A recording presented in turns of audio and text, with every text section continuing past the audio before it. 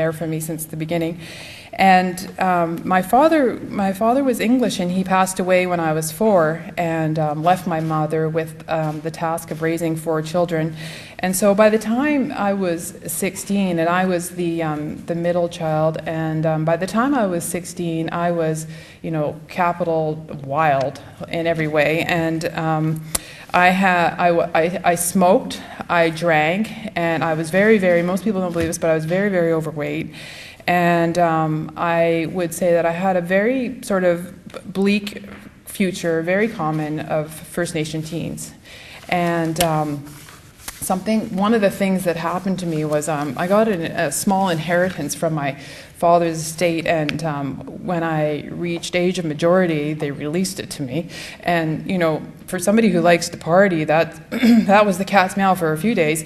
And I was out on this little roar, and my mom was phoning me from up in Fort Rupert, and my grandfather was having his memorial potlatch, and everybody was there. All the grandchildren were there, and my mom is my grandfather is Henry Hunt, and Henry Hunt is the world-renowned carver. He's been involved with the Museum of Anthropology and Royal BC Museum and Mungo Martin. And, I have a very famous carving family, and traditionally as well, and with the hereditary system intact.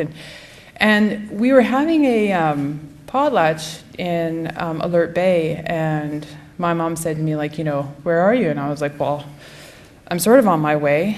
And when I came to at about 2 o'clock in the morning, I was like, I have to get home. And I started hitchhiking back up. I think I was 18. I started hitchhiking back up to Port Hardy. And I got to Chemainus. And when I got to Chemainus, I said to the guy at the Payless gas station, I said, well, how much further is, I was 18. I said, how much further is Port Hardy? And he says, well, it's a long ways. And I was like, oh, well, I had all this money, So I said, well, I'm going to take the bus. I would have taken a cab because I had seen people in my family take cabs to Campbell River, and it was the fishing, and they had lots of money, so people would do all sorts of crazy things. But so I thought, well, I'll just catch the bus. Well, I missed it, and I missed my grandfather's memorial, and it was such a turning point in what was going on for me. And another thing that happened was within our community.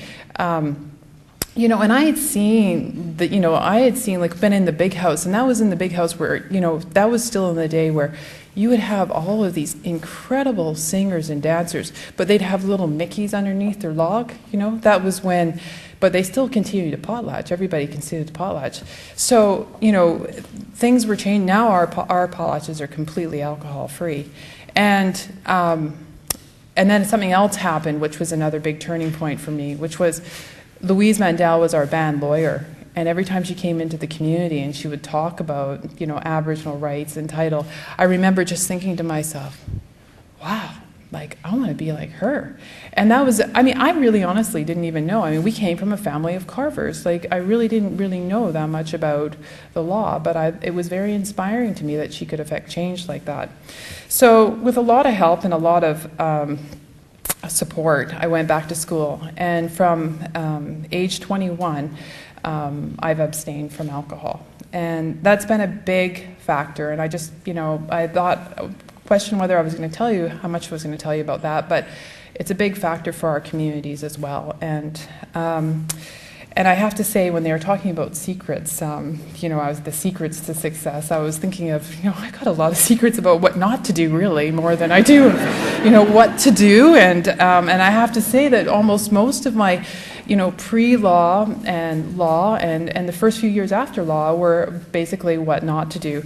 And some of the, for examples are, when I got to UBC Law, one of my problems was when I left the island, I had never really, I wanted to come to UBC because I had never lived outside of Victoria, really, and we don't have that many underpasses on the island, and it's really, just kind of straight up and down, back and forth. And so when I got over here, I couldn't even find my way to school every day. That doesn't seem like maybe that big of a deal, but when when you're dealing with such a limited amount of skills, getting to school is kind of an important part of going to law school. And I missed the first week of orientation, and because I was so disorientated, and it pretty much it stayed like that for quite a long time. And I have to agree with you, it was hard. And I have to tell you that when I was at law school, I was extremely afraid. Like, I wasn't comfortable being there in the institution. I didn't feel that, I was rightfully there. I felt extremely intimidated by the other students. I felt they had more money than me. I felt they had more of a background than I did. I mean, they probably did, actually, but, and I was also intimidated by the teachers. And all those things that you learn when you're partying and doing dysfunctional things, they're not really transferable skills. And as much as you may, and you can talk yourself into thinking that they are, but they're not. And, you stick around long enough, you really get back to the basics of this is how you read, this is how you write, this is how you show up to class every day. And, so I didn't join any committees, and I'm giving you all the secrets of, what not to do. And, I didn't join any of the committees. I didn't participate in any of the social activities. I was basically, hiding and trying to, when I got it all figured out, I was going to come out. And I made a few friends, and that would be like the Cynthias and the Darwins, and, and I came to some of those functions as well. And in retrospect, one of the things that happened to me is I met a Greek girl and another Chinese girl, and they had a few of their friends, and they invited me to join in this study group, which probably, had I not been part of that study group, I probably would have failed. I don't think I would have made it. I just followed what they did. And they took all the recommended courses, and I would say, if you're thinking about law school, take all those recommended courses. Like, I would sit there and, I took BA1 and BA2, and I think I failed BA1 and had to do it again before they let me in BA2, and they were like, in the Partnership Act, they were saying, one of the main focuses of the partnership is to make money, and I was like, they're really saying that, like, for us as Kwakiutl people, like, when you don't really realize how much you've heard about your own traditions until you start to get confronted with legislation and things that are in front of you that, the primary purpose was to make money. Well, I've been raised my whole life to say that your primary purpose is to raise people up. By the time you're dead, you should have polished everything away. Everything should be in order. You didn't rule from the grave. So I didn't even know at that time all those different things were going on in my head. But taking those recommended courses were good. It contextualized my ability to be in the rest of the world and to understand that there was laws around me that probably weren't going to make a lot of sense for a long, long time, but I basically had a set of skills to, know where they were coming from. The PLTC, or the bar exams, they were difficult as well. And by that point, I think I was starting to get up at some sort of stabilized level as far as reading and comprehension to be able to keep up to the volumes of reading. I did graduate in 1994, and I was called to the bar in 1995.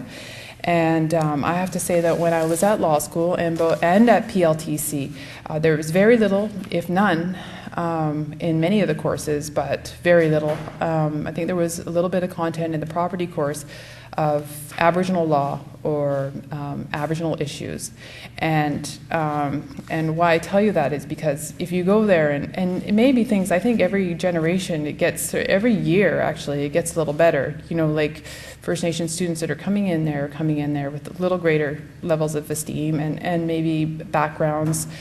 But for me, when I went there, I basically wanted to be as invisible as possible, had a lot of things that I was trying to work out, and also there was nothing in the courses that would let me say, there's something that you do know, that, if somebody said band or chief and council, I would have been like, hey, I know them, I would have taken ownership of them right away, but you just didn't hear things like that. So that was a big part of what made law school and PLT so challenging, but over the years, it's significantly changed, and it's been great to have like the June McHughes and the fellow over at UVic, Gordon Christie over there, and John Burrows, and those people there who are finding, putting that stuff into the course content. And PLTC, they've done a big review here, and there's a huge amount of Aboriginal issues in there as well. So sort of moving a little bit forward, and that's over 15 years ago now. Well, this November, it's going to be 15 years. And I spent the first few years at a medium-sized law firm in Victoria. And I was around some fairly senior lawyers who I still am in major contact with today. And, I sat in on long trials and assisted in mediations. And, I was really involved for a few years there. And then I went home. And I went back up to Fort Rupert. And I spent a year up there. And during that year, I decided that I was going to try drinking again. And it turned out, and I'm telling you this because, you know, we do fall, and I felt, I'm glad I fell there, actually, rather than when I was in Victoria, though. But when I fell there, basically my community sent me off and said, "We like you better sober." And, you know, for me, that was a huge liberation, because we know the devastation of alcohol and drugs on our communities. And, you know, it was okay for them to do it. They were like, "But you, no." And I got sent on my way, and not sent, but it was like a mutual thing that this is not going to work for me. And I left. I met my partner, and I ended up moving up to Williams Lake. And I just want to say that I ended up, the way things worked out is I ended up in a community that Alkali Lake, and I don't know if people know about that community, but it is known around the world for its history and sobriety. They have children in that community that celebrate the fact that they not that they have abstained from alcohol, but they've never actually put it in their bodies. And for me, again, for what our communities have gone through, this has been a critical part of success for my children, for me as a role model in our community, is to continue on that road. So there I was out in Alkali, and I had 2 children. And one of the benefits of coming from we come from a baby-making culture, is that I could actually practice law and nurse my child, and there was no problem. People accepted that was part of it, and my kids have been raised in and around this community where they know. And I have moved my practice, which was out in Alkali, 50 kilometers out of Williams Lake, back into town. And I bought a church up there, which is kind of ironic as well. I rezoned it, and I moved into it with my 2 small children that are 7 and 8. And we live in a 5,700 square foot house today, and there's a 38-car parking lot.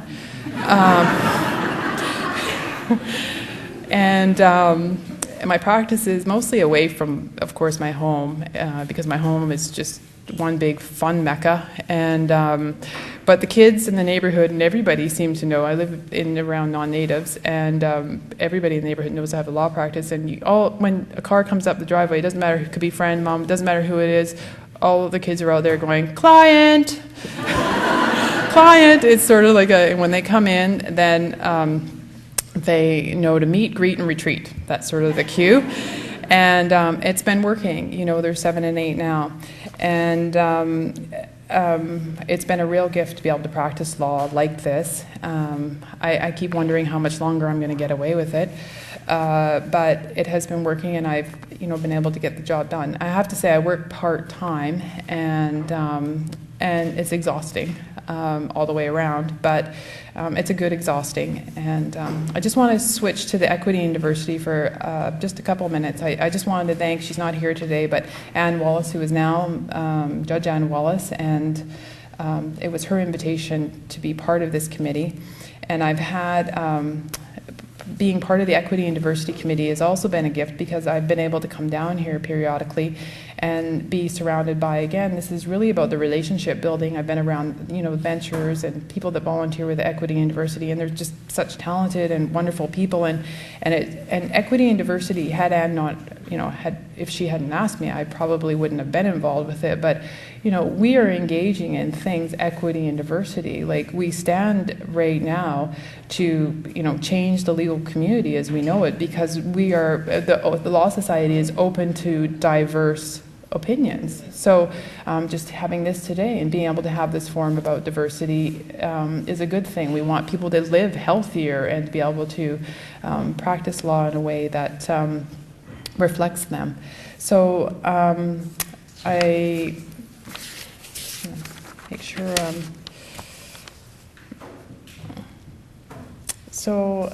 Talking about going back to the idea of success, I just wanted to conclude with a couple of points.